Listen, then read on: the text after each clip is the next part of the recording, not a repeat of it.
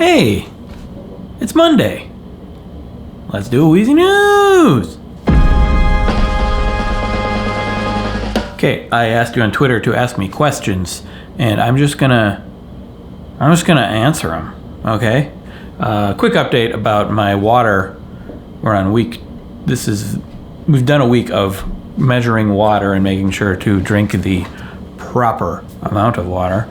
So far, pretty easy to do, and it doesn't feel much different. I probably already was drinking near the same amount.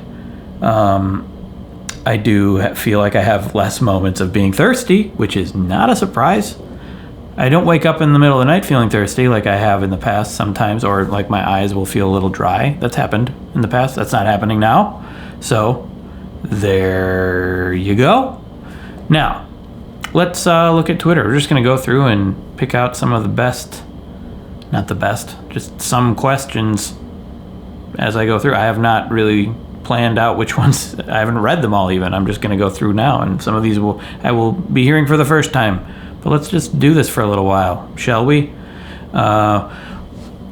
Andrew M. Greetings, ADM says, what percentage do you think you've achieved in transforming into your father? About 80%. I'm a lot like my dad in many ways. We have the same sense of humor.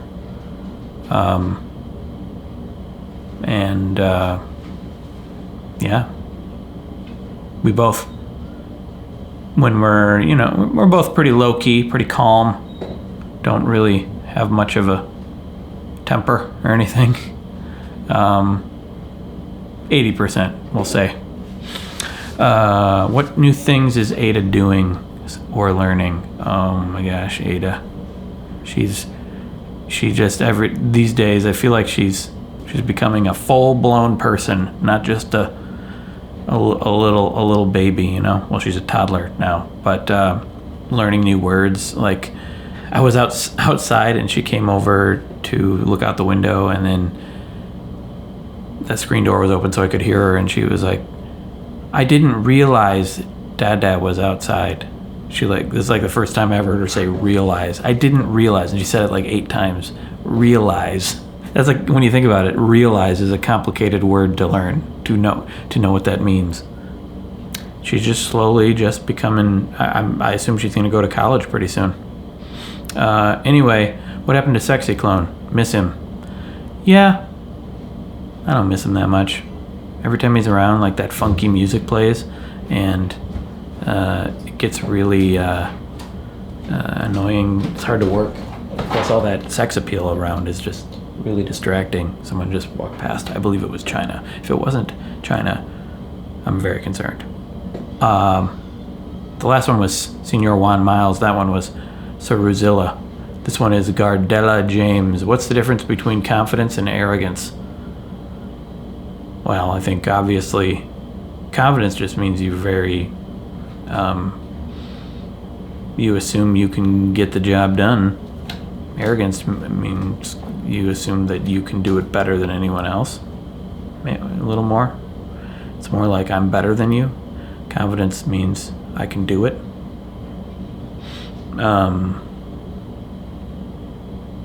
That's for now. I feel like that's a good difference. What's your favorite movie of 2019? Favorite movie of 2019? Well, I'd have to remember all the movies that were out in 2019. I liked Parasite a lot, but that wasn't. I don't know. That was my favorite. I liked Jojo Rabbit a lot. I did see this question before I did the video, just to Google what movies were in 2019. But Knives Out was great. I liked Once Upon a Time in Hollywood. I know a lot of people who didn't, and a lot of people who did. I liked it. I don't know if this is my favorite. I can't pick a favorite. Spider-Man Into the Spider-Verse was amazing. Maybe that was my favorite. Anywho, what are my thoughts on musicals? For a long time, I would say in general, I would prefer not to watch a musical. I prefer to watch something else besides a musical. I think in the past 5 years or so, that has changed. I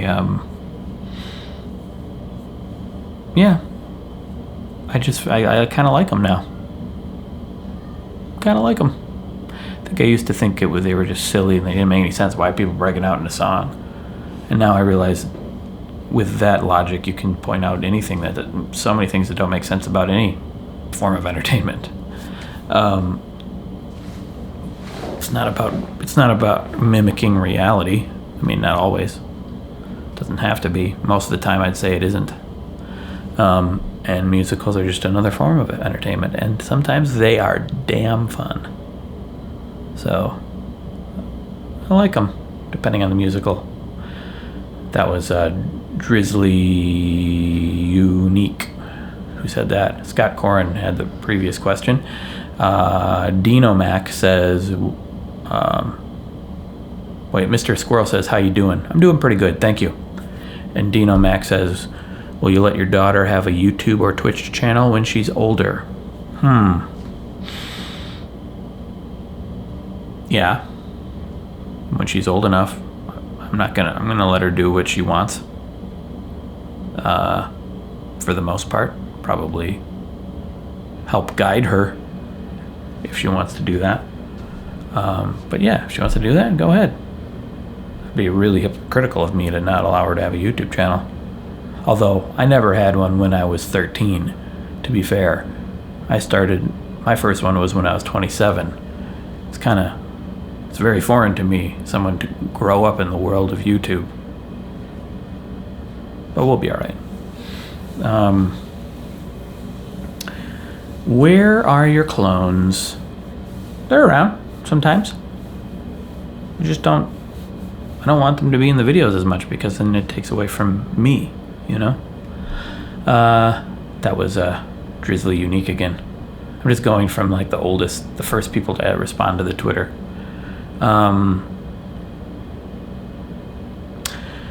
Grigori Matheson says, what parts of the shapeshifts of the YouTube landscape since you started do you think has had the most positive impact? That's interesting. I think it's been such a slow evolution. There's lots of things that have slowly changed, and I think there's a lot of things that a lot of people don't even notice that they change. I think kind of forcing people to have a profile that isn't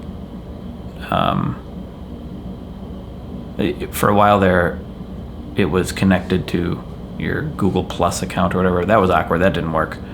But it does seem like you are less anonymous on there now, although I don't know if that's 100% true. I think you can still make fake profiles like anywhere, but it seems like there's more steps to take to make a profile, and so you're going to have less, and it's easy to block and easy to remove comments and flag people, so you're going to have less horrible tweets. The comment system works a little better. I like that the top, like the most popular ones go to the top, tends to be better comments at the top of the comment section. You can look at most recent, but that takes a click, and a lot of people don't. So that crappy comments get less attention. I like that about it. I like, in general, like, I feel like there's so much you can say about it that's not good, but I think it's slow, small tweaks here and there over time as they learn what people want, what they don't. Like, often people complain, like, all the bad things that happen that YouTube represents get the headlines. Like, something bad is a trend on YouTube and it rises to the top of of our awareness, and then everyone hates it, and then we just stop talking about it. But you know why we stop talking about it? Because YouTube usually does something about it. They usually fix it, but that doesn't get a headline. That doesn't. It's not like now it's okay, because it's not. It's probably not 100% okay. But they do things to try to improve all the time. They're always responding to these criticisms. And of course, with I don't know how many billions of seconds, minutes of being uploaded every millisecond. That's an exaggeration. I don't know how much, but so much. Of course, they're not going to be able to be perfect. There's going to be problems that crop up, but they do try to fix things. And I'm not saying they do have that everything's fixed, but it is an evolution. And because of all these headlines that come up, we have those in the back of our mind. This is what YouTube represents, all these headlines we read. But YouTube today is not the YouTube of those headlines. They fix things. They try to, a lot of the time. Of course, now I know by saying that I'm opening up a lot of you to write comments about all the terrible things that they do. And I'm not saying you're wrong. I don't know what you're going to write. But yeah, there's a lot of changes they've done that are good. Anyway, since you've been doing these, Rick Brewer, since you've been doing these self-discovery and self-help videos, do you find yourself always thinking about productivity in an unhealthy way? I know I get so fatigued from trying to be productive all the time. I don't know. I think I'm doing okay. I don't think I'm over hustling or overworking myself. Well, kind of am overworking myself lately. I'm going to reduce the amount of videos I'm putting on the main channel after this next video. I've been doing them like once a week, and it's been too much. I'm going to slow it down. But I don't think that's because of the self-discovery and the self-help stuff I've been doing. That's just because I was overscheduling, and I need to stop that. I do think about how productive I am. This is how I do things all the time. I just try things and see if they work, and then maybe go too far in some areas and then scale it back. Slow improvements, just like YouTube. Slow improvements. I think at times I was working a little hard, and then I found myself worrying that I wasn't working hard enough. Like I wasn't. For some reason in my head, I'm like, well, I got to work 8 hours a day. That's a standard work day, right? There's a lot of debate about whether that should be. I always found that like when I'm writing, it's really hard to keep up the energy for longer than like 3 hours. And now I'm reading a book called Daily Rituals, it goes through, I've been slowly reading this book, but it goes through different successful artists and composers and writers, painters, and their daily routine throughout their life, like what their routines were, at least in certain parts of their life. And it seems like the majority really have really good, serious work that they do maximum like 3 hours or 4 hours a day. Like that's like the standard. That's like the amount of energy the human brain can handle, just like with a creative flow. And so I've learned to accept that. That's just I have to find that. Today I wrote for a couple hours before doing this for the next video, and I got to a point where I was like, oh, I'm really pushing, I gotta stop. So I'm so much better now at just like stopping and not feeling guilty about it.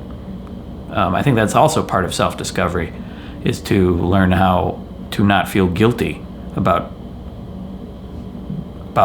taking a rest, about relaxing, giving yourself, treating yourself a little. Also recognizing that the fact that this is what I worry about is very privileged. I'm very lucky and very fortunate.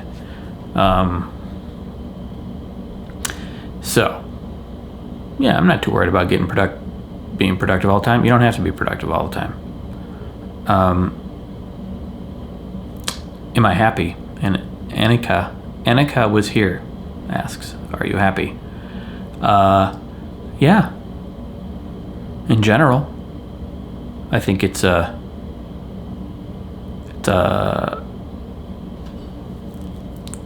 really accurate to assume happiness is a constant state. But in general, I guess I could say that, yeah. Big Jeja Num wants grad school advice. I have none because I didn't go to grad school. Sorry about that. Just get her done. I can't believe I said get her done. I'm sorry about that. Let's see. Andy. I'm Andy Phillips. I'm just starting out consistent uploads on my channel. Any recommendations for anyone still under 100 subscribers? Show up. Keep going. Stick to it. It's the cliche things to say, but that's it. I had 32 subscribers for my first 100 videos. And make sure you have fun doing it. And that's it. You just have to keep going and don't worry about it. Like I was at a point when I did it where I was enjoying the making of the things for the sake of making the things, which is where you have to be. That's it. How does anyone determine when to quit anything? The inverse of you starting so many things on your channel and in your life. How to determine when to quit anything if you're not enjoying it. That's one way, but then again, like there's a lot of things that you don't enjoy right away, but you eventually enjoy. So that's not 100% true. If you feel like it depends on the thing. That depends on a lot of things. I don't think there's any one way to know when to quit. Just look at the amount of time you have in a day and what is your figure out your priorities and maximize the time to pursue those priorities. And if there's something else that's only kind of important but taking up a lot of time, you might want to quit it. That's it.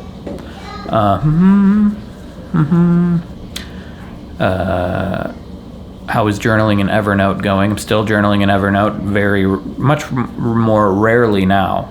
I did do a journal entry like last week, but I haven't been doing them as often. But I do find when I do them, it's great. It's great making a journal, but typically like making a list of things I want to do for like the next day, next week. And then it helps me stick to it by just the act of writing it down. For some reason, it works. It's cliche. That's another cliche. A lot of people say, write down your goals. And I'm not talking about writing down my long-term goals, although that could help too. I'm talking about like specific things I want to do in the next week or the next day. It just helps. I don't know why, but that was last week. The last one I did. Maybe because of your question, Imad Meyer, maybe I'll do another post today. Any advice on how to switch careers or moving to a city while broke? Boca Burger swag. Well, under normal circumstances, I would say get a job waiting tables. Because you can do that. Every city has restaurants, and it's a flexible schedule, so you will be able to make time to find your other career you want.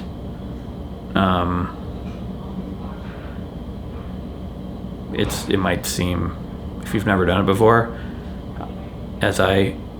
thinking back to my first time doing it, it was very intimidating, and I took a little time to get into it. I didn't really like it at first, but eventually loved it. I'm really glad I did it. Waiting tables.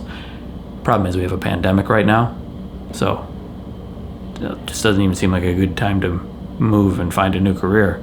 But good luck.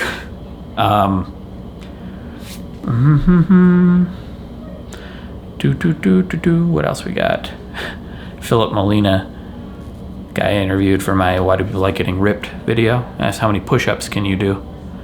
Well, in my workouts that my trainer's been giving me, my push-ups have been combined with like other arm workouts, and the push-ups themselves have been like slow push-ups. They've been instructing me to do like really slow ones. So I don't really know what I can do when my arms are fresh and when I'm doing a normal push-up. I don't know what I can do right now. I will say that I was doing less than I thought I could when I was doing them the way they were telling me. My trainer's telling me to do them during my training. Maybe I should try right now. I don't want to try. I'm hesitant to try for you guys because many of you will, because maybe I'll do them wrong, and many of you will point that out. Let's do it. Okay. See how many push-ups I can do right now. It's been a long time since I've just like fresh arms counted to see how many I could do. It sort of depends on how fast I go. But let's see. All right.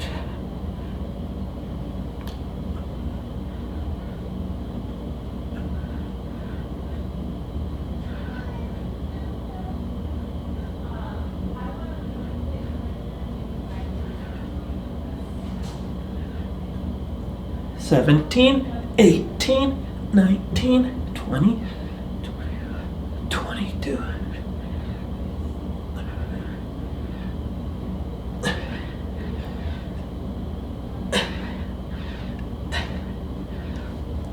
$30, $31.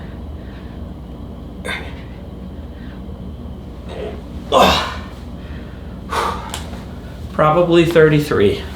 Favorite part about being a dad? I don't know, when she wants a hug and I give her a hug.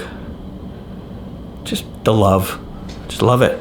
Teaching her stuff, showing her things, and knowing it's the first time she's ever seen it, and explaining it. Out of breath for some reason. Watch any movies during quarantine? I can Newt says. Favorite part about being a dad was I'm Brisley. Watching movies, if so, which has been your favorite? Watched lots of movies. During pandemic, probably Jojo Rabbit is the first one that came to mind. China and I went through all of Back to the Future.